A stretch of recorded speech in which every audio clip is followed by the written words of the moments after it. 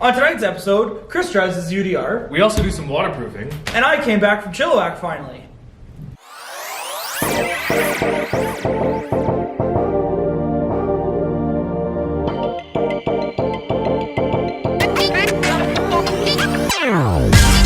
Thunder out there.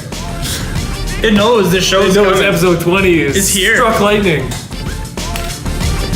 No. The Ultra Hobbies show airs every Friday, 7 o'clock on Facebook and YouTube. And what do we cover, Chris? We cover running videos, we do build videos, we do customer setups, we have special guests, we cover local events. We race all across Western Canada, and we always love to show footage from all the events that we do have, and we do enter. Okay. Welcome. Welcome. Episode 59. 59. 59. 59. It's been here for a while. Yeah. We're almost at 60. Yeah. Like, We're almost at 200 subs one too on away from YouTube. 60. One away? You can math. I'm pretty impressed. Took me a little bit. I had to carry the 7. Okay, sure. So, on tonight's episode, Yes. Chris took his UDR to Diefenbaker. Yes, Diefenbaker Park again. And it got all muddy. All muddy. I have not cleaned it. It's still got a good layer. Yeah, it got a good layer of muck. Because and I'm mud getting on it. ready to, you gotta take it out for a good bash on the road now to knock all the mud free, right? There you go. There you you don't go. have to clean it, you just have to rotate what you're driving in. Yeah, so now you just need a little bit of water. Yeah. It'll wash all the mud off and some speed. Speed. Speed drying. Yeah. So we're gonna talk about that. Yep. I got new tires too. You got new tires. Chris also shows how to conformal coat or Yeah. waterproof some electronics. So I took apart a Hobby Wing, was it XR8? XR8 SCT Yeah. Pro. Yeah. The censored brushless speed controller and also the censored motor. And I waterproofed the board on the speed controller and then the sensor board on the motor. So check that out. Yep. Plus, we were in Chilliwack all last week. Well, episode 58 aired. Yeah. So we got a whole bunch of footage of some road trip and a whole bunch of running footage as well from there. So, yeah. What do you want to talk about first? Should we do waterproofing first? Yeah, let's do it. Here's some waterproofing. Alright, so today we're doing some waterproofing. For this customer, one of our good customers, Dana. So we're gonna waterproof this Hobby Wing 3660 censored brushless motor. This guy right here. And then we're also gonna waterproof the Hobby Wing Easy Run XR8 SCT. So neither of these are waterproof. We've got our waterproof conformal coating here. Silicone modified. So I've got the case taken apart. 4 screws takes apart the case. You're good to go. Don't lose that little guy. It's right in there. And then here's the board. Now you can't split this board because the terminals are actually soldered on to the bottom and top board right there. So we're gonna get in there with the brush as good as we can, but we are able to do the whole bottom board and the whole top board. So whenever any water gets in any of these, now Hobby Wing does do a really good job. There are actually rubber seals. This is not just like heat shrink, this is actually a rubber gasket. So they do a very good job of keeping water out of the case. But just in case we do go in that big puddle, this is really going to help it. If it does get a splash inside of there, it's not going to hurt it. So let's get started on that. Now we've also got the sensor board from the motor right here I've removed. So the biggest thing you want to watch out for when you're going to waterproof the sensor board is you don't want to get anything on these 3 guys, because these are the pickups for the sensor on the rotor. So if you get coating on there, that's going to have that extra layer on that. So it's really going to be hard for that sensor to pick it up through the conformal coating. Make sure you get around it, get the contacts so they don't get wet, but just don't do the top of the board and you're good to go. And then the other side is pretty well sealed. You can see they also use a big rubber gasket on the motor as well. And then the back can is no hole in it for the bearing. So the chances of water getting into it are very slim as well. But we're going to take that extra step, just make everything a little bit more waterproof. So we're going to start with the sensor board, do a nice light coat on that. So take our brush out of here. Nice brush in here, make sure you clean off all the excess. You don't want too much right away, so first thing I'm going to do is beside these sensors. Because they are the hardest place to do, I want to get that done with first.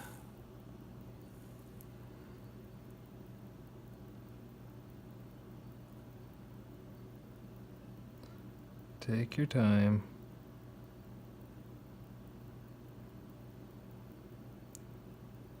Slow and precise.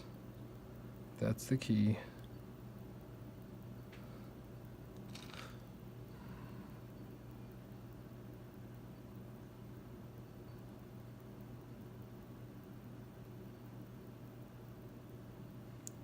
Well, this stuff we can go over with real nice. I need to hold on to this by the port. Let's just take this gasket off.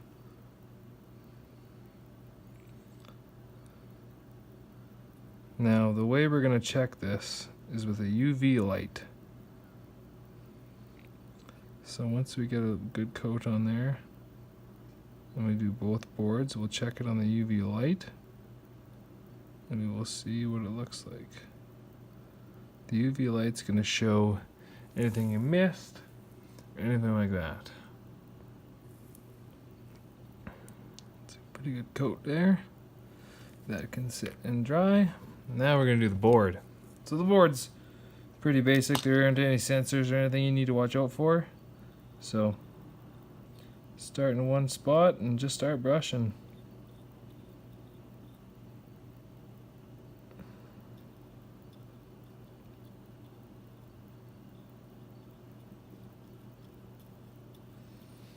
Now this stuff is going to dry up real good and it's going to be solid. I did use the Cower C stuff. I do like it, but it is a little bit more of a silicone based, it seems, whereas you can like peel it off. And this stuff seems to dry nice and hard and solid, and you can't just like peel it off with your finger. Whereas I was able to peel the Cower C stuff with my finger, so I decided to use this stuff instead of the Cower C. But I still have the Cower C stuff. I still have things conformal with it. And they have been water tested and everything, and it works absolutely fine. So, both are great products.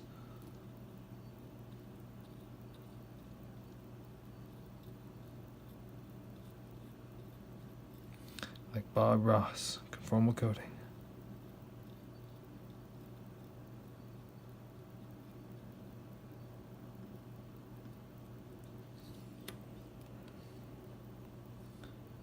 Put these boards underneath.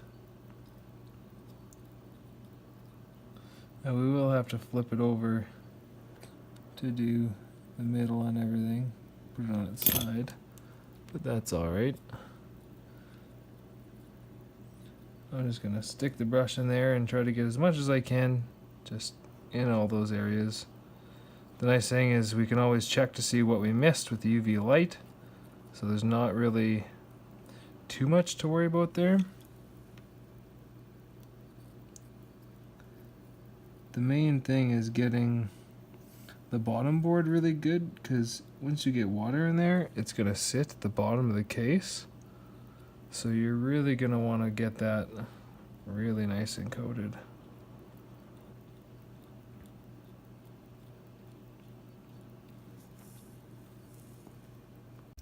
So here I've got the sensor board all dried up. We got the UV light up here. As you can see, this is fully coated except for the 3 ports for the sensor. So let that dry up a little bit more and it's ready to go in. I got the bottom and the top all conformal. You can see all the way in there. We got conformal all the way down there. All sealed up, ready to assemble. It's gonna sit for a few days at least before it's ran, so it can dry really nice, and then we're ready to go. So we're just gonna throw a big disclaimer on the waterproofing thing. We do not condone that you will lose warranty Yeah. once you take apart your speed control and waterproof it yourself. So if you want to waterproof it, just be aware that once you open that case and break the case and waterproof it, you will not have warranty. Now on this one, you don't really have to break the case. It doesn't screw very well, and there isn't any stickers to cut or anything, so it's very easy to take it apart. But if you do send that in for warranty or something, and they do blacklight it, then they'll know that someone was in there. So that's the only thing that you have to look out for. Just be aware. Yes. It's kind of a disclaimer on that. Next up, let's go right into UDR footage. Yeah, we've played out on some jumps and some mud. And I couldn't tell. Yeah, it was tons of fun. Got to test out the new tires and they worked really well. So here's that footage.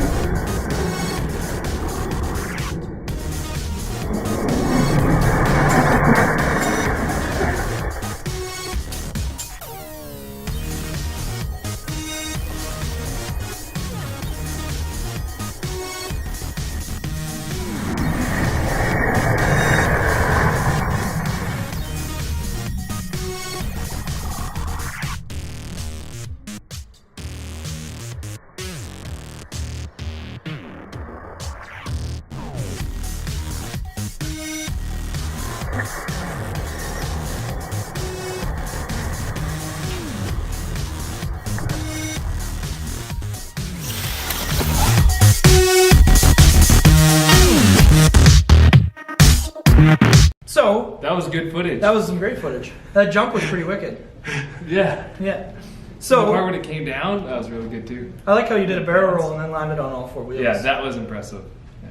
This thing, for some reason, it usually tends to land on its wheels or its side. Have you noticed that with The yours? only thing I find with mine is like, if you're going really slow and you turn really quick, you still get that quick little rollover. Yeah. And that just kills me. It's like, dang. I was driving why? it like 30 feet away and I was backing up and going to swing it around and it just went whoop and rolled over and it's like, Chris is being lazy. It doesn't have self-riding. I'm on e-revo. So, I guess this is just going to keep rolling into running footage. Yeah. So, we're going to have kind of some clips of the trip, but mostly probably some running footage on this one. So, sprinkle some in there. Like we were talking about, we might just have the Chilliwack as like a standalone vlog style episode. Yeah. We did lots of stuff about the Chilliwack. And then we'll talk about how everyone finished after the running footage. So, check it out. Check it out. Check it out. Check it out. 3:45 to go. Hicks rolling around P2 in the C main of E Truggy. Rolling hard, catching that leader. Running a super clean race. Look at him go, just giving her. P2, top 3 bump. Oh, cases it. World champion, Ty Tesson. Currently driving the Ultra RC MB484 Techno.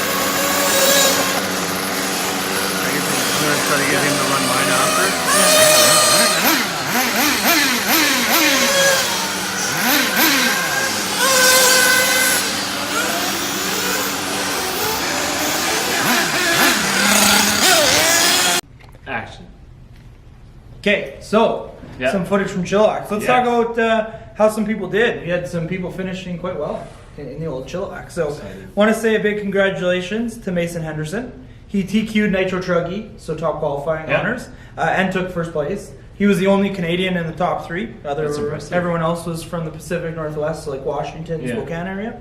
He also finished second to Ty Tessman in the 8-scale e-buggy. Look out, Ty.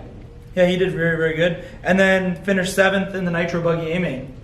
So he was hauling the mail. Yeah, there was like a lot of people in those 60 races, entries. Yeah. 60 entries. So that was pretty sweet. Another couple club members that did really, really well. Joey Wilkinson, he finished 5th overall in 4-wheel drive short course. Oh, that's awesome. Marcel finished 6th in 4-wheel drive short course. So right behind him. Evan didn't have such good luck though. He finished 13th. 4-wheel drive short course. Well, that's not bad. They all still made it. How many people that are in that class? Yeah. Right? So 13 there was is still fairly quick, right? Let me think about this, like almost 40 people in 4-wheel drive short course. Yeah. So they did really, really good.